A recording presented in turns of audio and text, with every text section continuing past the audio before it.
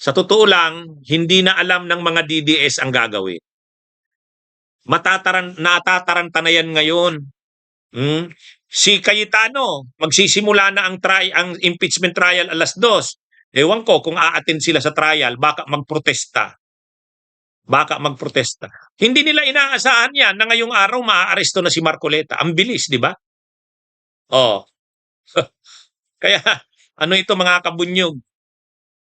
Magwa Magwawala ang mga DDS. Ang problema, wala rin namang sasama sa kanila sa rally. Ang nag-o-organize ng rally, si Mike Defensor, ayun na, makukulong na. Ano na ito mga kabunyog? Sa totoo lang, mawiwindang nito ang mga DDS. Mawiwindang. Bakit? Nakakulong na si Digong sa ICC. Si Bato nagtatago. Si Kibuloy nakakulong. Si Harry Roque nandun sa Austria. Oh, 'di ba? Oh. Si Marcoleta nakakulong. Si Jinggoy nakakulong. Si Mike Defensor nakakulong. Ano 'yan? Si Sara Duterte ayaw nang makialam. Oh. Tapos yung mga DDS nag-aaway-away. Oh, nag-away si Eric Selle sa yung retired military na si Captain Baleros. Nag-away yung dalawa. Oh. Si Eric Selle sa sila Jing Paras, grabe na ang hinanakit kay Sara. Kasi hindi daw nila nakikitang namumuno si Sara sa kanila. O, paano na? Paano na? Sinong mamumuno sa kanila? Si Barsaga? Wala. Si Barsaga nandun sa Amanpulo. Kasama ang mga chicks. Si si Chabit, si Chabit, nagpipinance lang yan. Hindi yan nag-o-organize ng mga ganyan, mga rally. O, nagpapalugaw na lang yan. Ang Iglesia ni Cristo, problemado rin. Dati nakakamobilize sila ng 400,000, 600,000. Ngayon, nanawagan sila ng rally. Yung unang araw, naka 12,000 pa. Nung ikalawang araw, 6,000. Nung ikatlong araw dun sa liwasan, 4,000, 3,000 na lang. Paano yan? Wala na, mga kabunyog. Tapos palapit na ang eleksyon. Palapit na ang 2028. Sa tingin nyo ba, habang papalapit ang 2028, makakalaya na si Makakalaya na si Mike Defensor? Matatapos na kaya ang kaso na yan? Pwede kung makapagpiyansa sila. Pero kung yung kaso, baka tumagal yan ng baka tumagal yan ng 3 years. Yung kaso na yan. Anong taon na tayo ngayon? 2026 na. O aabuti ng eleksyon, nasa kulungan sila. Mabilis na yung 3 years niyan. Mabilis na yung 3 years niyan. Awan lang natin kung payagan silang makapagpiyansa. Ang problema kasi, pwede silang makapagpiyansa. Ipatunayan muna nilang the evidence of guilt is not strong. Ang problema nga, paano mo masasabing the evidence of guilt is not strong? Prinobide na mismo ni Marcoleta yung ebidensya eh. Siya na mismo ang nag-provide ng strong evidence. Paano ka ngayon magsasabing the evidence of guilt is not strong, samantalang ikaw na nga ang nag-provide ng evidence? Yung akusado pa ang nag-provide ng evidence eh. Simple lang naman ang mga ebidensya doon. Yung mga programa niya sa TV ni Marcoleta, yung mga sinubmit sa COMELEC. O paano mo ngayon masasabing the evidence of guilt is not strong? Hindi, sa totoo lang. Kaya na ito, palapit na ang eleksyon ng 2028.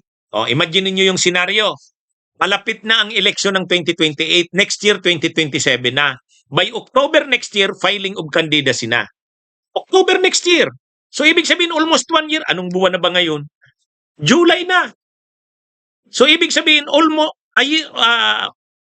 isang taon na lang halos, filing na ng candidacies. Tapos, sa loob ng ilang buwan na ito, 5 months to 7 months, impeachment trial ni Sara. Habang may impeachment trial si Sara, nahuhubaran siya sa publiko, hindi makapurma si Sara kasi hinuhubaran siya sa publiko eh. Kitang-kita na ngayon yung mga korupsyon niya, mga krimen niya.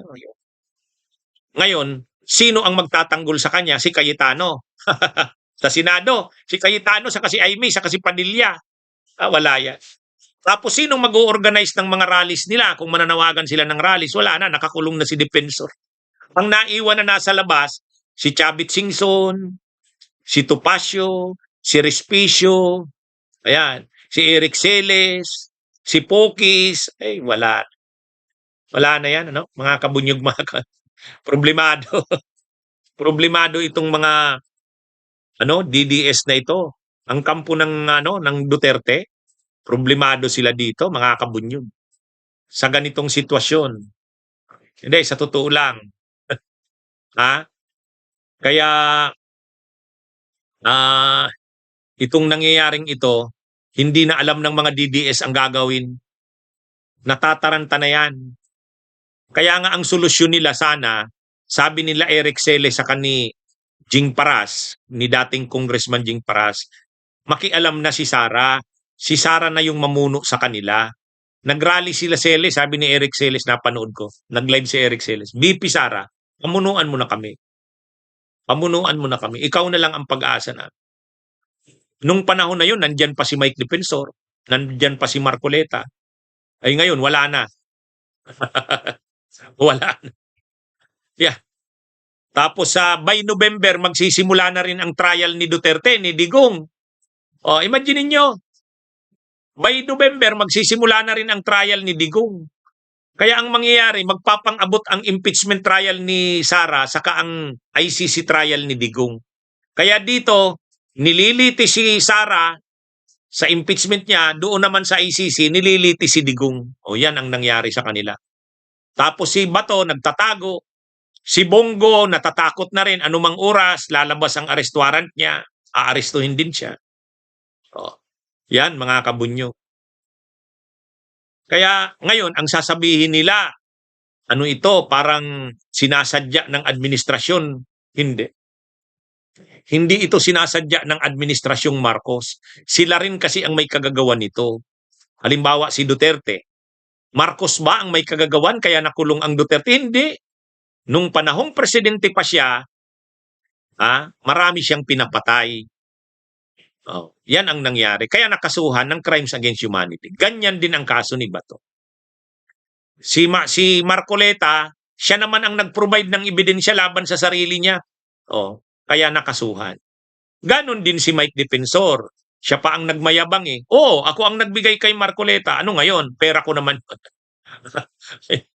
Ay nagbigay ka ng pera kay Marcoleta, kita mo ng congressman, bawal yun eh. Bawal magbigay ng gift sa sino mang public officer or official by reason of his office. Yan yun. At kung ang binigay mo ay more than 50 million, series of action, plunder yun. Yan ang nangyari sa kanila. Bunyog, bunyog, halikan na kasama ka. Bunyog, kapag buklod ay may pag-asa. Luzon, Visayas, Mindanao, isa ang pananaw. Sa bagong Pilipinas ang bunyog isisigaw. Bunyog.